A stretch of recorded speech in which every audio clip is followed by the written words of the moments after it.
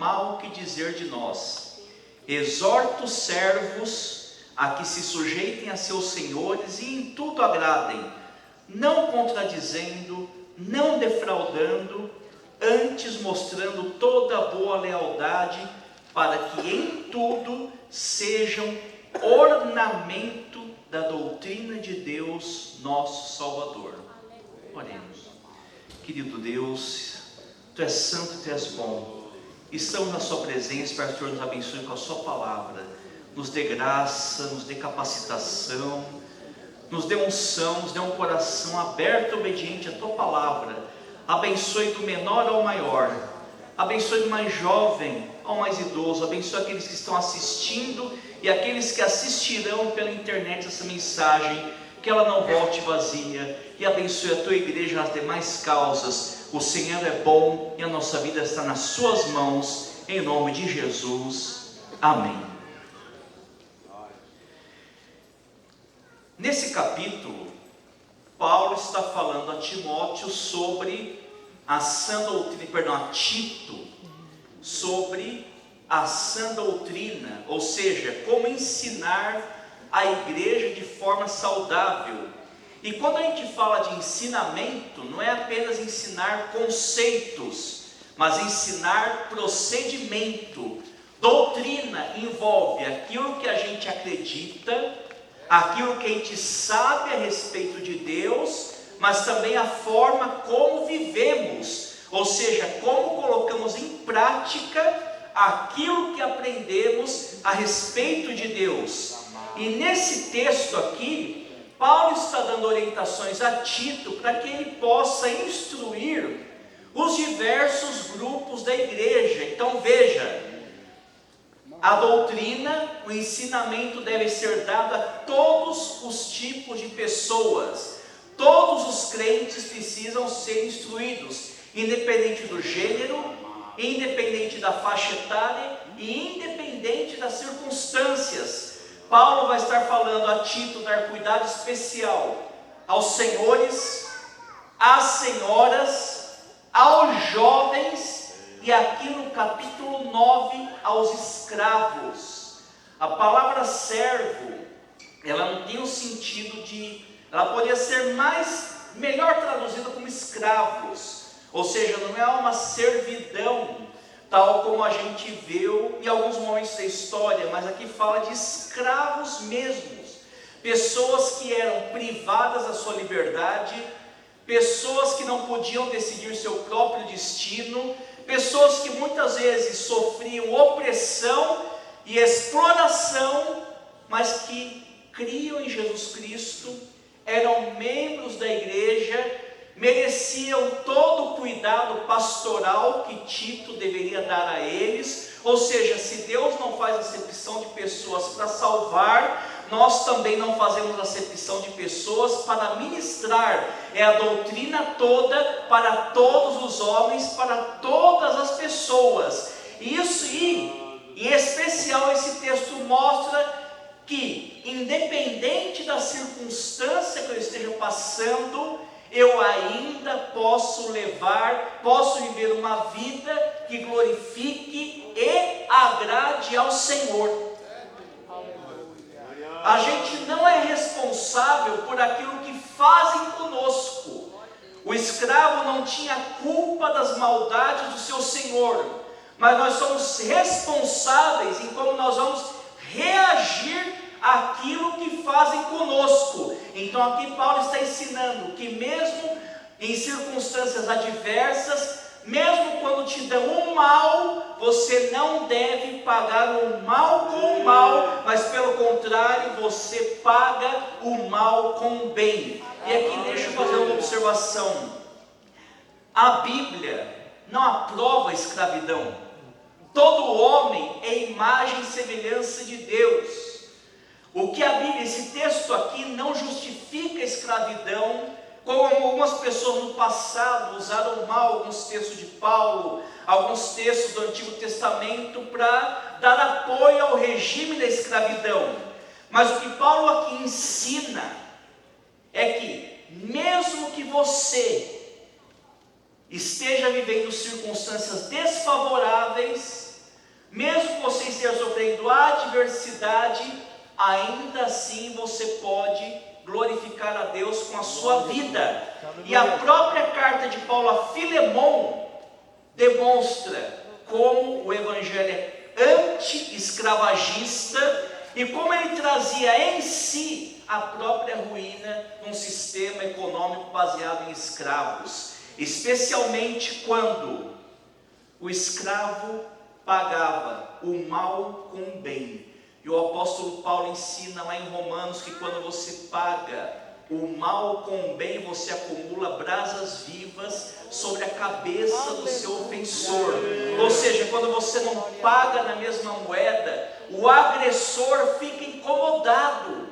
Por que ele não me retribui o que eu fiz com ele? O que tem de diferente nessa pessoa? O que tem de diferente nesse homem, nesse escravo? Eu maltrato ele, mas ele é honesto, ele não retribui na mesma moeda. Paulo chama isso de brasas vivas sobre a consciência. Ou seja, o poder do bom testemunho, o poder do amor, são as ferramentas que Deus usou para vencer uma sociedade escravagista, uma revolução que veio não pelo poder das armas, não pelo poder da força do braço, mas pelo poder do amor. É essa metodologia que o Novo Testamento demonstra.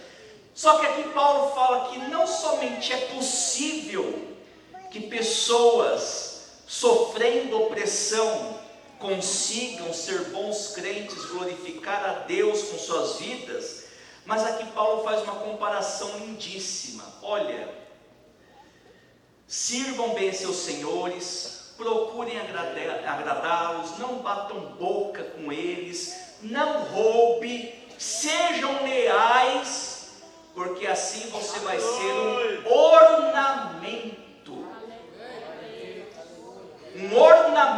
vivo, um ornamento da doutrina de Deus, o nosso Salvador. Os irmãos sabem que um ornamento é aquilo que é belo, é aquilo que embeleza, é aquilo que enfeita.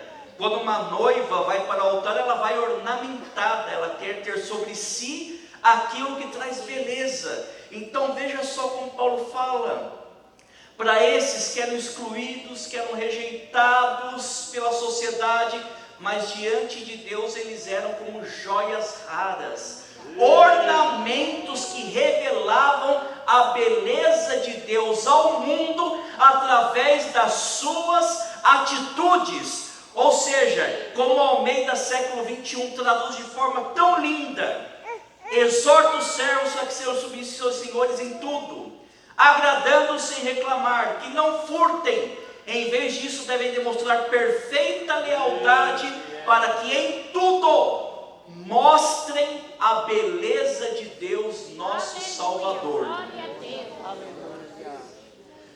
Nós já estamos familiarizados com esse conceito que nós somos canais para a atuação de Deus no mundo. E aqui Paulo vai apresentar um conceito muito rico, muito precioso, que Deus não somente age através de nós, mas Deus mostra a beleza dele através de nós. Nós somos chamados para revelar a beleza de Deus ao mundo, ornamento vivo que vai mostrar como é belo o nosso Deus, a sua palavra e os seus ensinamentos. Então aqui Paulo mostra um chamado muito importante para o crente. Você é chamado para ser um ornamento de Jesus na terra. Aleluia. Você é chamado para manifestar a beleza de Deus por onde você passa. Você é chamado para ser bonito. Deus fiel, aleluia. Crente tem que ser gente bonita. Gente que por onde passa vai revelar a beleza do seu Salvador. E não somente isso, aqui Paulo está usando uma linguagem, uma metáfora estética, chamando aqueles irmãos de ornamentos de Deus. Seguindo nessa linha da estética, hoje eu quero falar sobre 3 chamados que a igreja tem. Primeiro, você é chamado para ser bonito. Segundo, você é chamado para ser cheiroso. Terceiro, você é chamado para ser bem arrumado. Crente tem que ser bonito, cheiroso e bem arrumado. Primeiro lugar, o chamado para ser bonito, e eu não quero me demorar.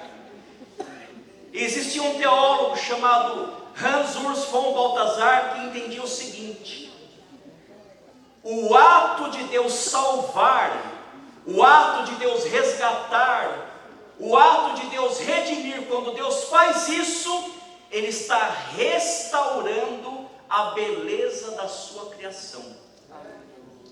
Porque em Gênesis 1 e 2, a gente vê que tudo que Deus criou era bom. E o Balthasar entende que aquilo que é bom é belo. Quando entra o pecado no mundo, aquilo que era bom perde as suas qualidades que Deus criou originalmente, e perde também a sua beleza. Como o apóstolo Paulo vai falar em Romanos 3, todos pecaram e estão destituídos da glória de Deus. Então é mais ou menos assim. Gênesis 1 e 2, Deus diz: está tudo muito bom, e nessa linha de pensamento, está tudo muito bonito.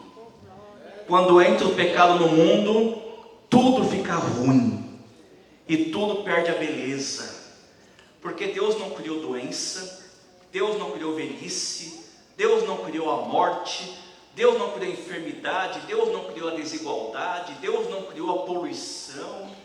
Tudo que Deus criou era bom, era bonito.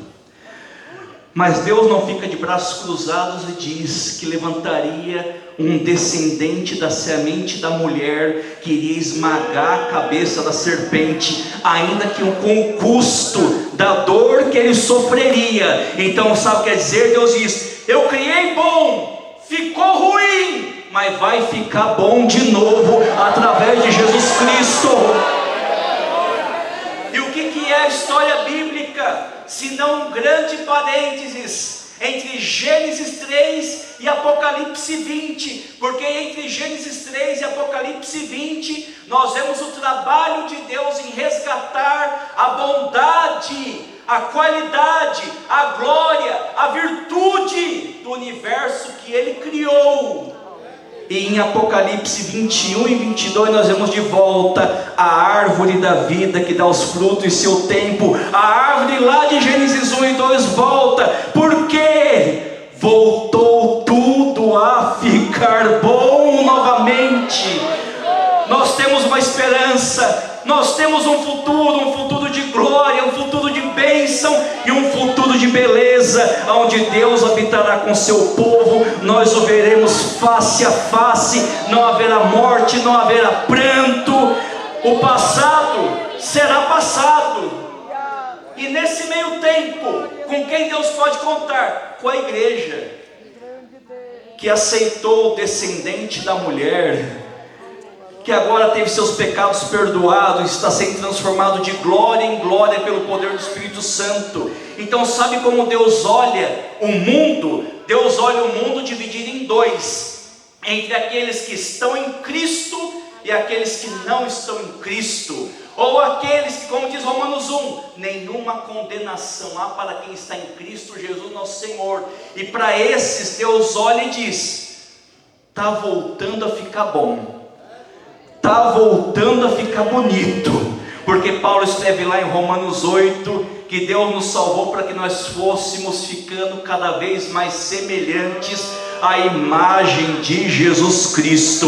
Então quanto mais parecido com Jesus Cristo, melhor fica a nossa vida, porque Ele é o varão perfeito, Ele é o esplendor da glória de Deus, e nele temos o resplendor da sua pessoa e da beleza divina.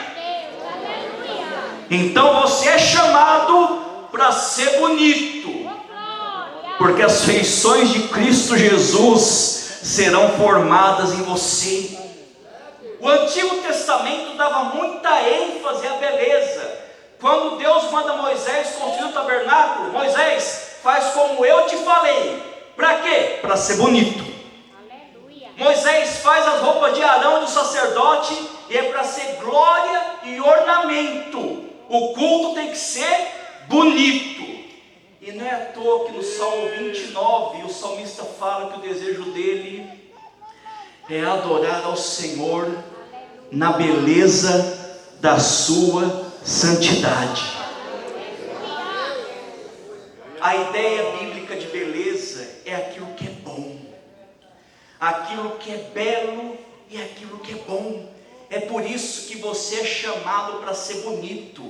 Crente tem que ser gente bonita, gente de verdade, ser humano com H maiúsculo, porque se Jesus é o varão perfeito, se Jesus é o ser humano perfeito, conforme nós nos parecemos com Ele, nós estamos nos humanizando de verdade, vivendo o propósito que Deus preparou para o ser humano, ou seja, gente que revela ao mundo a beleza da doutrina de Deus ao mundo, mas de forma prática.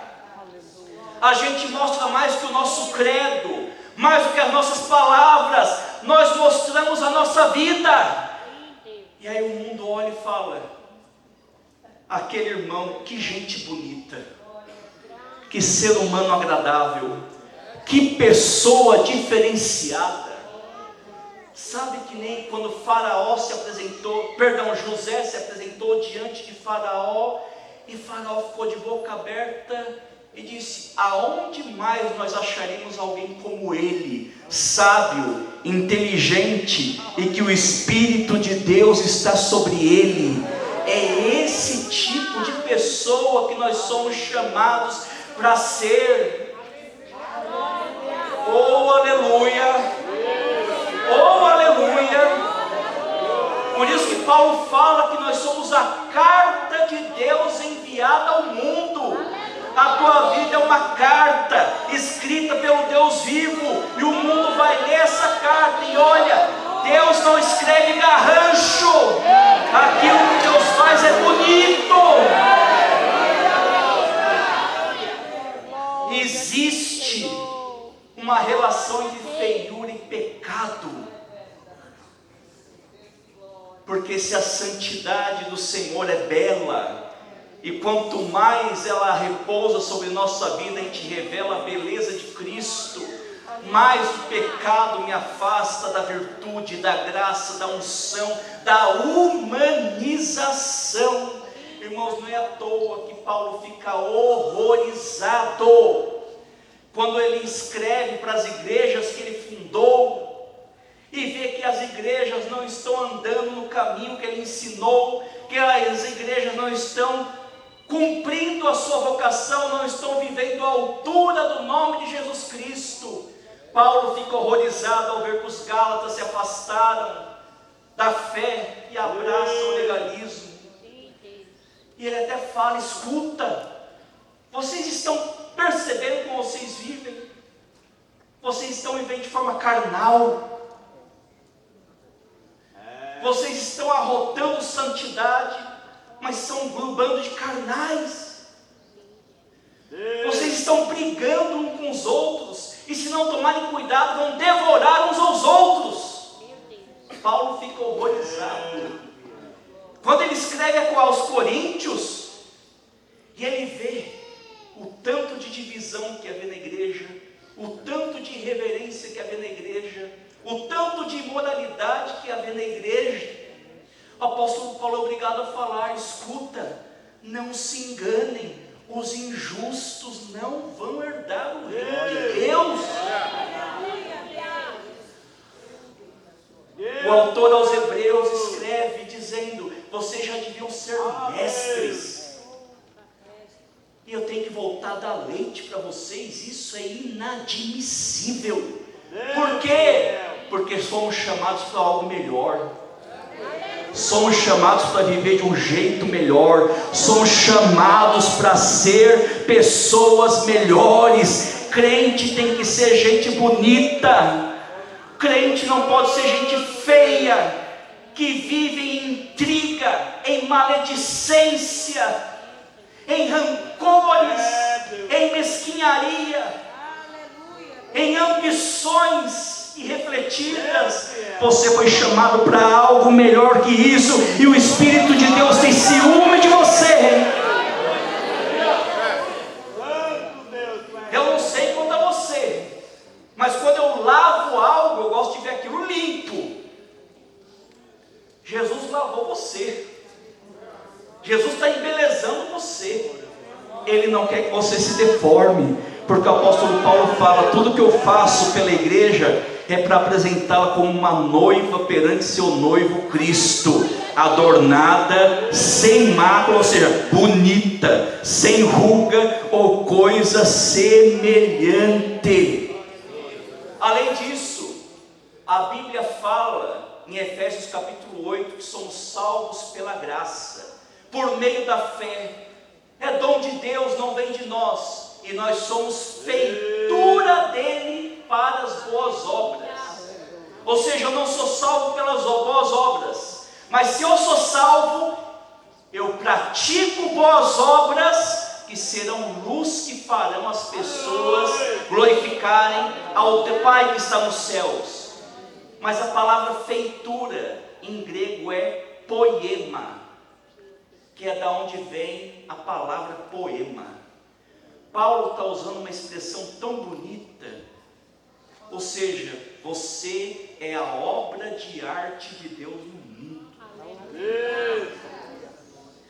Ai, irmãos, mas quando eu ouço certos casos de tanta feiura no nosso meio, nós não somos chamados para isso.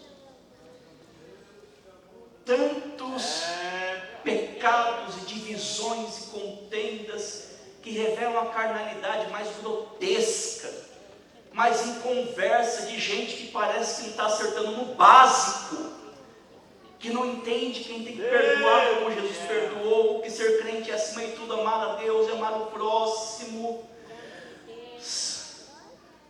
Que coisa terrível! Sendo que Deus chamou a gente para ser obra de arte dele no mundo, onde as pessoas possam olhar: que bom que eu tenho empregado crente, que bom que eu estou estudando do lado de um crente, que bom que se mudou um crente para a minha rua e ele é meu vizinho, que bom conviver com esse tipo de ser humano, porque eu vejo algo de Deus na vida dele, algo que me abençoa. Os irmãos estão entendendo, não estou falando de beleza exterior. O próprio Pedro fala que a nossa beleza está no ser interior, no espírito manso que agrada a Deus. E veja, nós somos os vasos do Senhor. Vaso também é produto artesanal. E Paulo diz ainda, saindo um pouco do contexto de Jeremias 18, que existe todo tipo de vaso. Tem uns mais bonitos do que outros. Tem vaso de pau, de madeira, mas tem vaso de ouro, vaso de prata. Alguns vasos são de honra, ou seja, vão ter uma utilidade grande. Outros não poderão ser tão usados pelo Senhor porque não são tão bonitos. Se você recebe uma visita em casa e você tem o vaso de ouro e o vaso de barro, você vai colocar o vaso de ouro porque é o mais bonito. Você usa o que está mais bonito. E aí Paulo fala: olha, se alguém se purificar do pecado, da feiura do pecado, será vaso consagrado e santo, idôneo para uso do Senhor. E novamente eu falei, existe uma relação entre aquilo que é bonito e aquilo que é bom, que faz bem. Oh, irmão, que coisa maravilhosa! E quando a gente vem adorar o Senhor, a gente sente a presença dEle, a gente sai renovado, porque a gente teve contato com a beleza da santidade do Senhor. Aquilo que é belo edifica, faz bem. Tem um pastor que contou um testemunho. Eu nunca fui ao Rio de Janeiro, mas ele contou o testemunho de uma pessoa que decidiu tirar a própria vida. E ele subiu lá no bondinho do Pão de Açúcar. Ele estava decidido a se jogar lá de cima. Então ele sobe, cabisbaixo, entristecido, querendo tirar a própria vida, e está com esse propósito. Só que aí o bondinho começa a andar. Aí ele começa a ver as praias do Rio de Janeiro, começa a ver o Pão de Açúcar, começa a ver aquela paisagem linda. Aí ele vai começando a se alegrar. E quando chega bem no lugar mais alto, ele fala: não é que estou cercado de beleza? Quer saber? Vou me matar não. A vida ainda é bela, ainda há uma esperança, porque aquilo que é belo faz bem, edifica. E se você é chamado para ser canal da beleza de Deus no mundo, um ornamento de Deus no mundo, aonde você passar, você tem que levar vida, edificação, bem-estar para as pessoas. Segundo lugar, você é chamado para ser cheiroso. Paulo fala que nós somos o bom perfume de Cristo. 2 Coríntios 2,15. Então você tem que ser bonito e cheiroso. Aleluia, aleluia. Paulo diz que por onde ele passa, ele manifesta o bom cheiro do seu conhecimento, porque ele não é como outras pessoas que vendem a palavra de Deus, mas pelo contrário, fala de Cristo com sinceridade, como de Deus na presença de Deus. Então você é chamado para espalhar o perfume de Cristo por onde você passa. E como é que você faz isso? Primeiro, Paulo fala que é o cheiro do conhecimento de Cristo. Ou seja, é a fragrância que vem de um relacionamento. Se eu me abraço com aquilo que fede, eu fico fedido. Se eu abraço um buquê de rosa, eu fico cheiroso, porque eu tive contato com aquilo. Então Paulo fala: quem tem contato com Cristo vai irradiar o bom odor, o bom perfume de Cristo. Irmão, ser crente é acima de tudo ter relacionamento com Jesus. E esse relacionamento é relacionamento transformador, relacionamento santificador, é relacionamento que faz bem para mim e através de mim. Então a gente é o bom perfume de Cristo através do conhecimento e da sinceridade. Sirva a Deus de verdade. Sirva a Deus com sinceridade. Paulo falou que estava cheio de gente fazendo negócio com o Evangelho, mas Paulo disse: eu não, eu sirvo a Deus de verdade, e por isso tem uma fragrância maravilhosa sobre a minha vida. Só que Paulo fala uma coisa importante: esse perfume, ele é maravilhoso para alguns e é repulsivo para outros. Paulo fala que ele é cheiro de morte para aqueles que estão se perdendo e cheiro de vida para os que são salvos. O que Paulo está querendo dizer? O mundo acha a santidade repugnante. O mundo não é atraído pela santidade, o mundo é atraído pelo pecado. Mas quem é salvo, quem tem discernimento das coisas de Deus, é cheiro de vida, porque o seu prazer está nas coisas do Senhor. E quanto mais a gente cresce, quanto mais a gente anda em santidade, mais a gente vai tendo prazer na comunhão com Deus e nas coisas do Senhor. O mundo gosta do cheiro do pecado, o mundo não gosta do cheiro de Cristo. Cuidado, se tem algo atraindo você mais do que Jesus Cristo, isso é sinal de perigo espiritual. E além disso, o texto deixa uma outra coisa muito clara.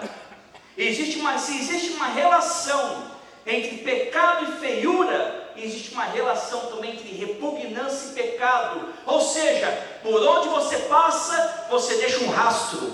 Glória a Deus! Glória a Deus! Quem lembra daquele desenho antigo do gambá, que por onde ele passava ficava uma fumaça? Você é assim também. Por onde você passa, você vai deixar um rastro. E qual é o rastro que você está deixando? É o rastro do bom perfume de Cristo? Ou é um rastro de carnalidade? É um rastro de mundanismo? Você é chamado para ser bonito e para ser cheiroso. Se conserte, vamos nos arrepender e servir a Deus melhor e com sinceridade. E em terceiro lugar, você é chamado para ser bonito, cheiroso e bem arrumado. Glória a Deus! Lá em Efésios capítulo 4, o apóstolo Paulo compara a santidade a uma roupa. Glorioso Deus! Quem está limpo quer colocar a roupa limpa. É verdade. E a gente é limpo pela palavra. Coisa maravilhosa, toda vez que a palavra é ensinada, a palavra é pegada, Jesus está dando banho na igreja. Jesus está renovando a saúde da igreja. E quem é limpo gosta de limpeza, quer vestir uma roupa limpa. Então é por isso que Paulo vai lá ensinar no capítulo 4, a partir do versículo 22. Sendo assim, se despoje do velho homem. Antigamente você era sujo e vestia uma roupa suja, que era o velho homem que se corrompe. Ou seja, além da roupa ser suja, ela estava te matando, estava te corrompendo pela concupiscência do engano, pelo desejo desordenado e mentiroso. Joga fora essa roupa, tira essa roupa velha, não combina mais, mas pelo contrário, coloca a roupa nova, do novo homem. Sabe o que é ser santo? É virar um novo homem, é virar um novo ser humano. E como é esse ser humano? É criado segundo Deus, da mesma forma que Deus criou Adão com as suas mãos, Deus cria o novo ser humano também. E de que jeito? Segundo a verdade. Se o velho homem se corrompe pelo engano, Deus cria um novo homem através da verdade. Por isso tem sido: conhecereis a verdade vos libertará. Verdadeira justiça e santidade. Jesus veio para dar vida e vida em abundância. Vida em abundância, vida cheia de verdade, vida cheia de justiça, vida cheia de fruto, vida cheia de luz. Joga fora a roupa velha, porque a roupa velha está te matando. A relação entre andrajo e pecado é que sujeira mata, sujeira contamina. Esse velho homem se corrompe pelo engano. Porque como vive esse velho homem? Esse velho homem mentiroso. Esse velho homem dá lugar para o diabo. Esse velho homem não sabe controlar a sua ira. Esse velho homem tem boca suja. Esse velho homem pode não falar palavrão, mas usa a sua boca para destruir. Esse velho homem entristece o Espírito Santo. Esse velho homem é amargo, é cheio de ira, de cólera, de maledicência, é malicioso. E Paulo fala que isso seja tirado do seu meio. Se veste do novo homem, porque esse novo homem é benigno, é misericordioso, é perdoador, é cheio do Espírito Santo, conversa com todo mundo, vive em comunhão, é bênção na igreja, é bênção em casa. Ou seja, você é chamado para viver bem arrumado, vestido do novo homem que é feito em Deus, segundo a verdade, a justiça e a santidade. Você entendeu essa palavra? Oh, meus irmãos, então viva segundo essa vocação. Você é chamado para ser bonito, cheiroso e bem arrumado. A igreja é chamada para ser uma nova humanidade que faz a diferença no mundo. Que cada um de nós possa se arrepender. Que a igreja do Senhor se arrependa dos seus escândalos, dos seus erros e viva a sua vocação. Porque Jesus continua ainda lavando, perdoando, purificando e renovando aqueles que precisam de uma nova oportunidade. Que Deus abençoe e agradeça a oportunidade em nome de Jesus.